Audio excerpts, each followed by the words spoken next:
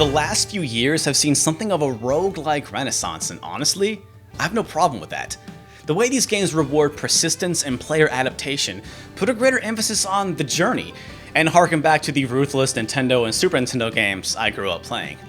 For those not in the know, a roguelike is essentially a game that uses permadeath and randomly generating levels as its overarching structure, calling inspiration from the 1980 Unix game Rogue.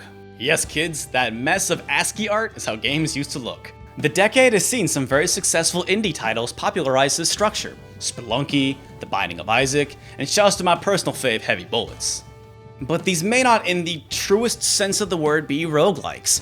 Instead, some would argue they should be referred to as roguelite, which is a game that doesn't strictly adhere to the traditional roguelike structure. A good example would be Rogue Legacy, who subverts the permanent death genre trapping with a persistent upgrade tree, so you're not starting completely from scratch with every new life. Now, I'm not afraid of a healthy challenge, but I personally find these less punishing roguelites a little more accessible and more enjoyable, and with this, allow me to share with you what may be the world's first console roguelite. 6 whole months ahead of ToeJam and Earl was Konami's 1991 Cave Noire for the Game Boy.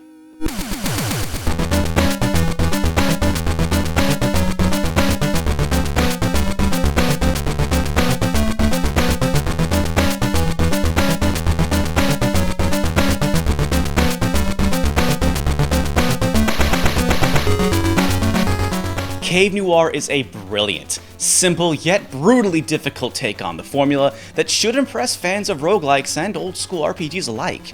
I can't say this with absolute certainty, but it would appear that it is unlike anything else from that era, or since, which is shocking because this game is a great portable game. Yes, I am that guy playing a Game Boy on the bus. It has stayed largely forgotten due to its Japanese-only release. Hell, I'm guilty of only discovering this game a few months ago.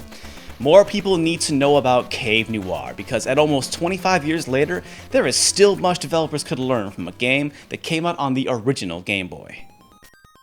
Story is quite light in Cave Noire. The intro is 4 simple frames that, according to a translated ROM, don't amount to much. A translation of the instruction book expands on this a little and tells of an adventurers guild located in the village of Karuzu, whose surrounding 4 dungeons are a training ground for apprentice adventurers.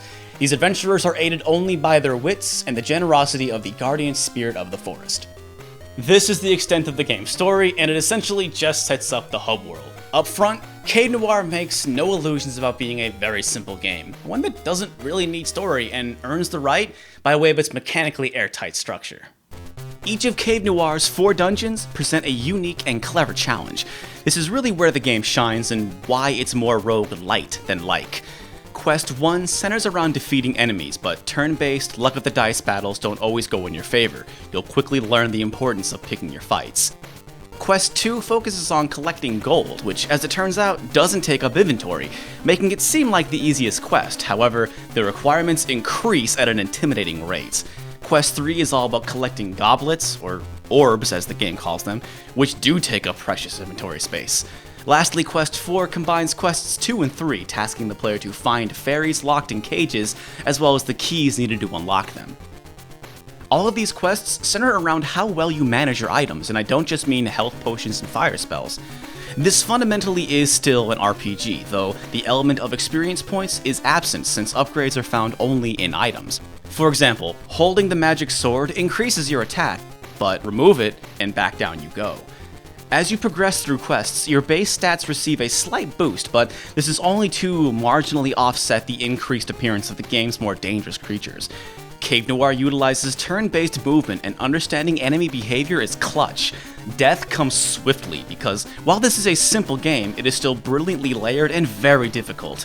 It's incredible that even back in 1991, the developers understood that the genre's strength lies in stacking the odds against you while still placing the blame of failure on the player. Sometimes you do get a shitty build, but it's usually your fault for dying. You should have been playing smarter. This game works because it's simple and splintered. It's not the marathon endurance of the almost brilliant Fatal Labyrinth and its kid sibling Dragon Crystal, as a successful run is only a couple of minutes. Failure only affects that particular level, and your progress through each quest automatically saves as you complete them, which is again why it ranks more of a roguelite. It's less of a commitment than Crystal or Labyrinth, but make no mistake, things get tough. Cave Noire is also more streamlined than the Mysterious Dungeon series of games by limiting the sheer volume of items, status effects, and enemies, at least in the 1 of the million that I played. Now, of course, there's nothing wrong with lots of items and enemies, and on a surface level, there's really not much to Cave Noire, but its depth comes from how all these pieces interact with each other to constantly toss the player into tough but not always unexpected situations. Often, it feels more like a puzzle game than an RPG. Limitation breeds creativity, and Cave Noire being a Game Boy game kept the developers on a tight leash. Every item, every monster, every spell had to matter, and they all do. It's straightforward enough that you really don't need to know Japanese to play this game.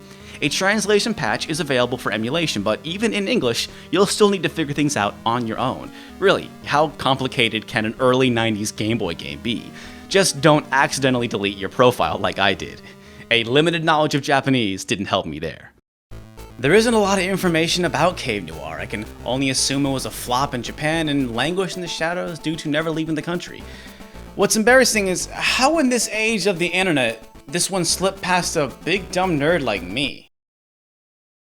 But chalk it up to another case of ahead of its time, as Japanese developer Chunsoft would release the first Mysterious Dungeon game a few years later, spawning a very successful series in Japan. Those games are still happening today, by the way. 2015 has already seen Etrian Mystery Dungeon, with Pokemon Super Mystery Dungeon coming later this year. The skeleton crew who developed this game aren't exactly household names. Oh, thank you. Let's see, yeah. The director and main programmer Kazuo Iwasaki worked mainly on Konami's Game Boy library. His career seemingly ended after shepherding the terribly reviewed ESPN NBA 2 Night. Sub-programmer Tamotsu Goto would go on to work on the PlayStation 1 action RPG Brave Fencer Musashi and a handful of the Kingdom Hearts games.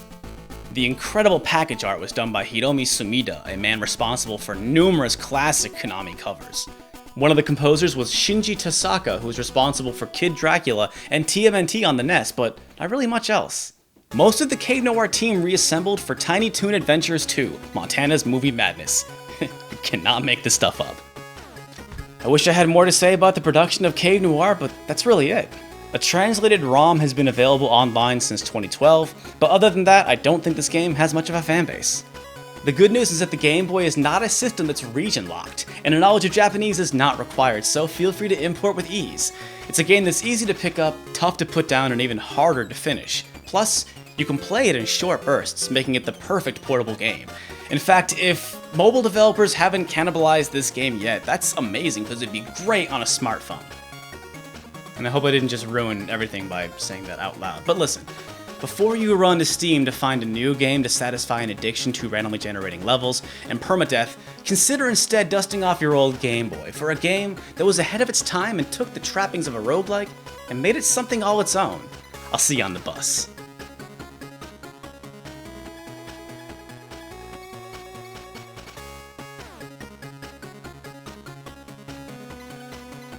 Thank you so much for watching. Super special thanks to all my supporters on Patreon. If you would like to support the show, please do so. Or just like, comment, and subscribe. That's cool too. There's more videos. There's social media. Check all that stuff. Thanks again, and goodbye.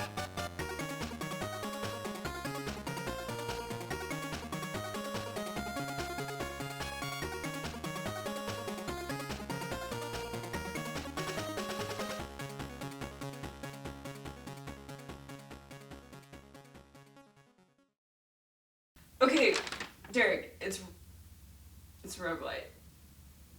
Roguelite. I said roguelite. Didn't I say roguelite? I can't even tell anymore. But no, you said Isn't roguelite just some semantic garbage made up by shitheads on forums?